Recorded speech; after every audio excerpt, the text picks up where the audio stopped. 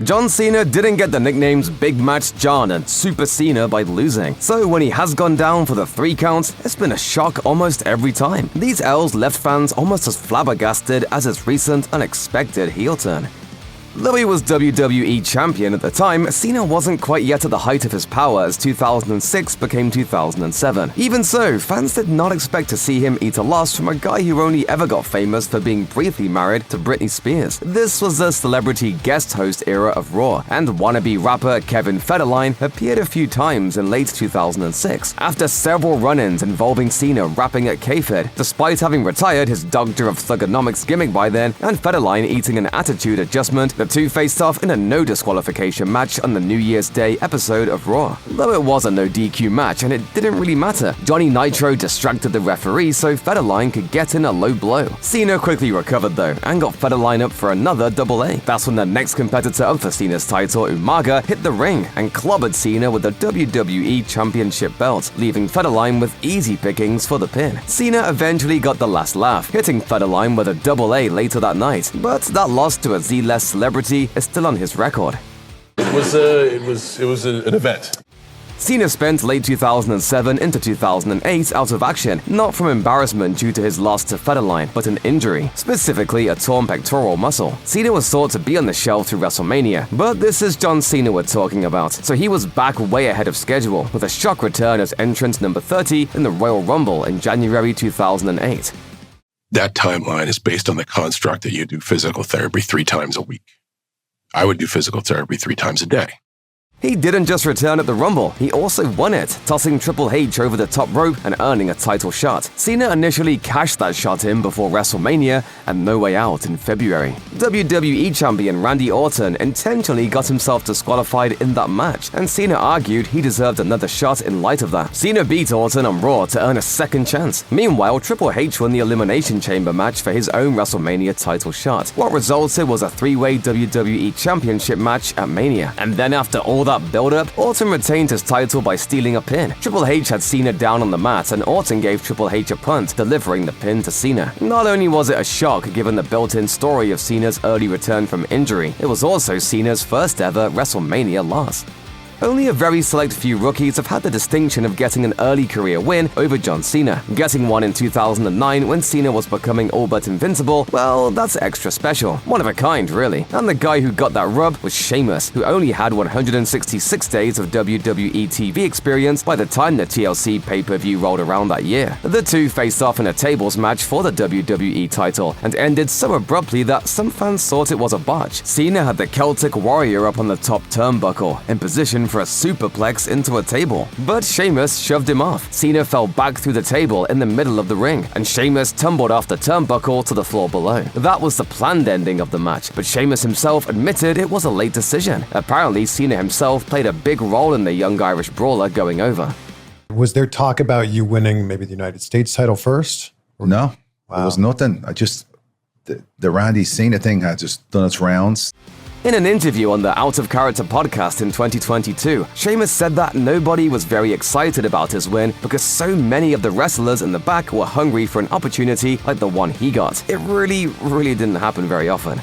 By 2011, John Cena was arguably as big a star as The Rock was in his heyday, and Dwayne Johnson had been gone from WWE for years, pursuing his Hollywood acting career. But The Rock came back to host WrestleMania 27, which was headlined, believe it or not, by a match between Cena and then WWE champion The Miz. After The Rock and Cena exchanged some promos in the build-up to the show, it paid off with The Rock interfering in the main event, hitting Cena with a rock bottom to secure the pinball victory for The Miz. But that unexpected loss was just the appetizer. The build to WrestleMania 28 started almost immediately, with the marketed once-in-a-lifetime match between Cena and The Rock as the main event. The promo battles got personal. Cena commented on notes The Rock had written on his hand, leading to a later real-life apology for going too far. The Rock went after Cena's real-life divorce during his Rock concert segment. When the two finally faced off in the ring at WrestleMania 28, the fan speculation was that Cena would win and The Rock would ship off back to Hollywood. But instead, Cena caught a rock bottom when he was attempting to do a people's elbow on that move's original originator. The Rock pinned Cena, and Cena looked as defeated as ever as the show went off the air. That wasn't the end either though. Once in a lifetime was anything but, and The Rock and Cena capped off their 3-year storyline at WrestleMania 29. That time for the WWE Championship. Cena notched the win there and started his 11th reign as champ.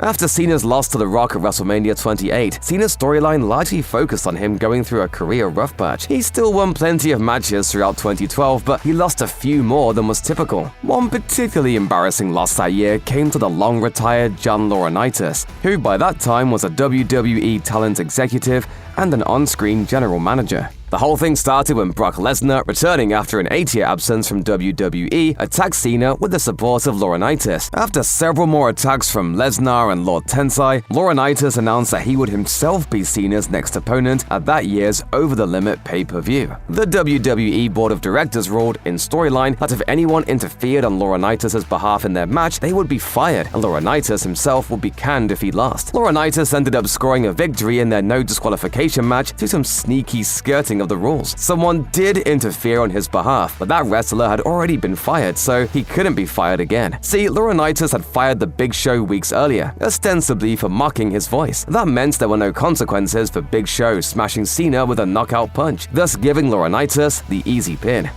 Super Cena was back after he won the WWE title from The Rock at WrestleMania 29. Hand in front of your face, and you just go, "You can't see me."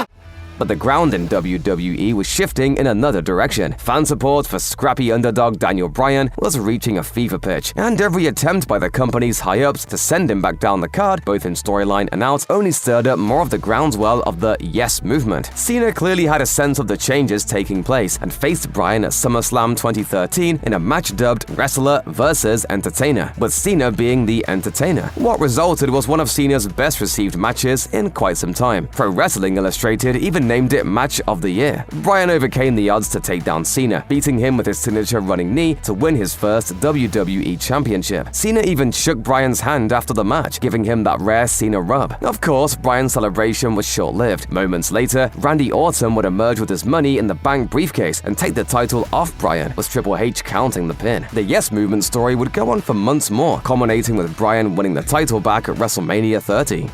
It isn't exactly a shock that John Cena lost to Brock Lesnar. If anyone was booked as strongly as Cena over the course of his career, it was the Beast incarnate. The average fan at the time would probably have given even money to who'd win between them. What was so startling about Cena's loss to Lesnar at SummerSlam 2014 was how entirely one-sided it was. Cena got in essentially no offense over the 16-minute match, taking a truly punishing 16 German suplexes and 2 F5s before Lesnar finally showed some mercy and pinned him to the WWE Championship. Cena, by that point, was a 15-time world champion. Lesnar squashed him. Fans had never seen Cena be dominated like that before, and haven't since. We don't know if Kevin Owens got any backstage heat like Sheamus did, but he was another of the very chosen few young stars who Big Match John decided to bestow with his blessing. While still holding the NXT Championship, Owens debuted on Raw in May 2015, answering Cena's open challenge for the United States Championship. Instead of challenging Cena then and there, Owens said he wanted a match on his own terms, and hit Cena with a pop-up powerbomb. What resulted was a match at the Elimination Chamber pay-per-view 2 weeks later, where Owens hit Cena with 2 more pop-up powerbombs before scoring the shock pin. After the match, Owens got on the mic and told Cena that his time was way up. 2 elements, though, detracted from Owens' win a bit. First, he oddly didn't win the US title in the match. And 2, Cena got his win back at Money in the Bank the following month. You can't help but learn from somebody who has been on top of the wrestling industry for 10 years. By 2022, Cena had transitioned into the part-time portion of his WWE tenure, having moved on to start a Hollywood acting career of his own. He came back that June for a celebration of 20 years in WWE, and it was there that he was first confronted by United States champion Austin Theory, who basically said Cena was old news. They wouldn't have another run-in until the following March, when Theory made a WrestleMania challenge. Though Cena initially refused, he left the final decision up to the fans, and the match was on. Cena and Theory's match kicked off WrestleMania 39, and though it took a low blow for him to score the victory, Theory did, in fact, retain his US title. Given that Theory wasn't exactly popular with the fans at that point, and many expected the show to start off on a high note, Cena's loss to the young star left some scratching their heads.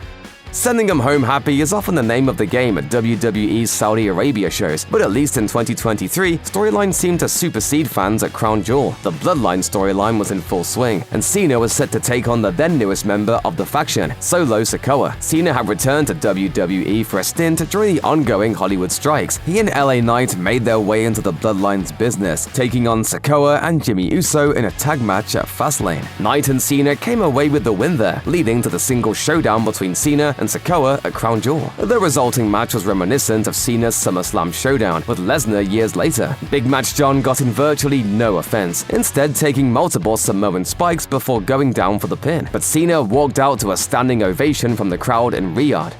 Cena appeared at Money in the Bank in Toronto in July 2024 to announce his retirement tour. In that promo, he said the 2025 Royal Rumble match would be his very last Rumble ever, leading many to believe that he had to win it, right? The odds are never exactly in any one person's favor in the Royal Rumble. There are 30 people in the match after all. But Cena did actually manage to make it to the final two alongside Jey Uso, who had gained a lot of goodwill from fans thanks to his Yeet catchphrase and association with champion Cody Rhodes. After a back and forth on the apron, Cena got Uso up for an attitude adjustment. Uso escaped and got back inside the ring, knocking Cena off the apron with a push on the back. Cena landed on his feet on the floor, and it was all over. Some fans loved the decision to put over the younger competitor, but others thought Cena deserved a big win during what he's touting as his final run in the business. But never count out John Cena. He punched his ticket to WrestleMania by winning the men's Elimination Chamber match on March 1st, and afterward attacked Rhodes for his first heel turn in over 20 years.